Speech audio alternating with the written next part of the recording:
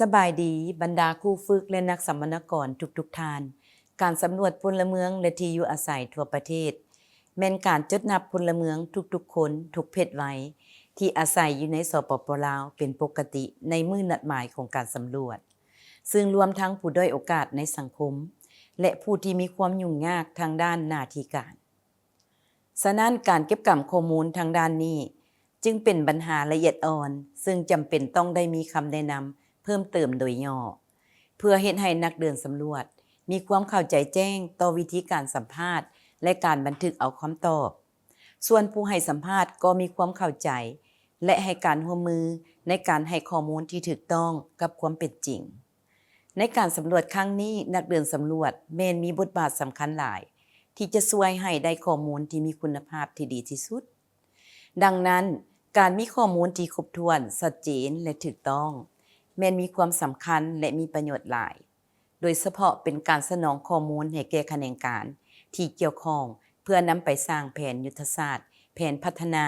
และสร้างนโยบายเพื่อพลเมืองที่ด้อยโอกาสก็คือพลเมืองผู้ที่มีความยุ่งยากทางด้านหน้าที่การ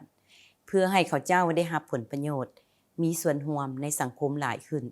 โดยบ่ปล่อยปละให้ไผไว้เบื้องหลังสบายดีข้าพเจ้าชื่อบิ่งท้องและข้าพเจ้าเป็นคนพิการ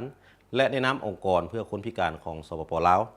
ข้าพเจ้าอยากนำเสนอเกี่ยวกับวิธีการถามคำถามที่เกี่ยวข้องกับความยุ่งยากด้านหน้าที่การที่เป็นส่วนหนึ่งของแบบสอบถามการสำรวจพลเมืองและที่อยู่อาศัยแห่งชาติปี 2025 ภายใต้หัวข้อเกี่ยวกับข้อมูลส่วนบุคคลในแบบสอบถามการสำรวจสมโนครัวดังกล่าวแมนมี6คำถามที่ผู้เก็บกำข้อมูลภาคสนามจะได้ถามในเวลาเก็บกำข้อมูลสมโนครัวในระดับครัวเฮือนหรือเพื่อสำรวจว่ามีสมาชิกในครัวเฮือนคนใดแดที่มีความยุ่งยากทางด้านหน้าที่การเซ็น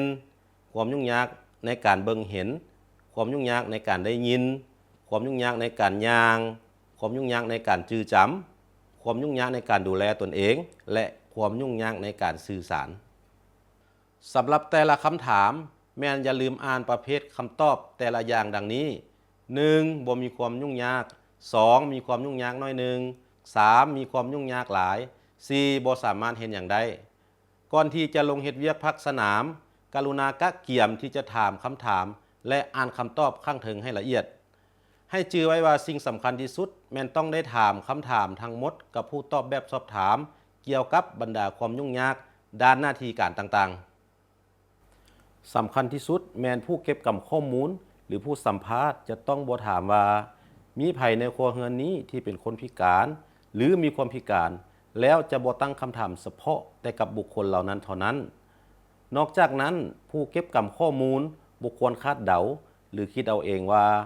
ในครัวเรือนใดหนึ่งมีหรือบ่มีคนพิการโดยคาดเดาเอาเองจากการสังเกตการณ์ของตนเองเท่านั้นให้จื่อไว้ว่าจุดประสงค์ของแบบสอบถามนี้แม่นเพื่อกำหนดระบุระดับความยุ่งยากด้านหน้าที่การถึงแม้นว่าผู้ตอบแบบสอบถามหรือผู้เก็บกำข้อมูลอาจจะยังบ่ทันรับรู้ถึงความพิการก็ตามให้ถามคำถามให้ถูกต้องกงกับแบบสอบถามและบ่ให้เปลี่ยนคำถามหรือเปลี่ยนลำดับของคำถามสมมุติว่าท่านเห็นคนนั่งล้อเรือนท่านก็อย่าเฝ้าสันนิษฐานหรือตัดสินว่าลาวย่างบ่ได้และอย่าข้ามคำถามที่ว่าคนคนนั้นมีความยุ่งยากในการย่างหรือบ่เนื่องจากว่าผู้ที่ใช้ล้อเรือนก็อาจจะย่างได้ในระยะสั้น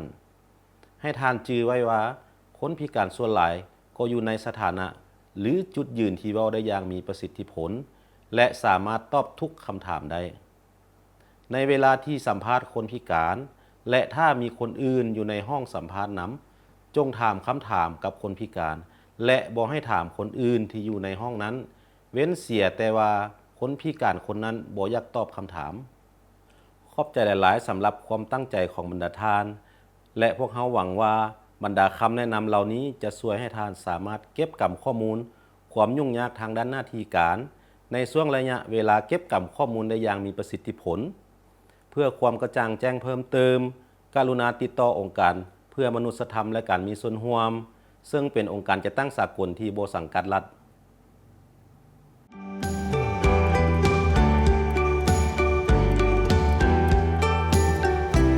ไปจะเป็นขั้นตอนการสอบถามข้อมูลเกี่ยวกับความยุ่งยากทางด้านหน้าที่การท่านมีความยุ่งยากการเบิ่งเห็นหรือบ่